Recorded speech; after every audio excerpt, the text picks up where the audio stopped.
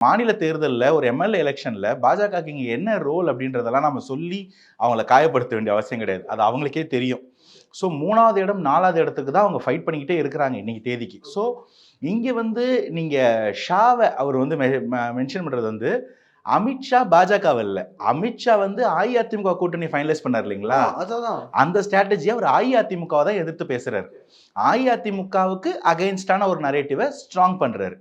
At the same time தாவேக்காவையும் ஒரு இடத்துல வந்து தொடுறாரு. மத்த எல்லாரையுமே வந்து அரவணைச்சுக்க ட்ரை பண்றாரு, இன்க்ளூடிங் தேமுதிக. இன்னைக்கு தேமுதிக வந்து அஇஅதிமுக கூட்டணியில தான் இருக்கிறாங்கன்றது தான் ஆல்மோஸ்ட் முன்ன பின்ன இருக்குது. அந்த ராஜ்யசபா சீட் இல்லன்ற பட்சத்துல maybe there can be a change. ஆனா அவங்களையுமே வந்து ஒரு இடத்துல ஆதரிச்சு, அவங்க திமுக கூட்டணி இல்ல. அவங்க கேப்டனுக்கு இரங்கல் தெரிவிக்கிறது மூலமா அவங்களுக்கும் ஒரு பதில் சொல்லக்கூடிய ஒரு ஸ்பேஸ் ஒண்ணு கிரியேட் பண்றாரு இல்லைங்களா? ஒரு நெகோஷியேட்டிங் ஸ்பேஸ்.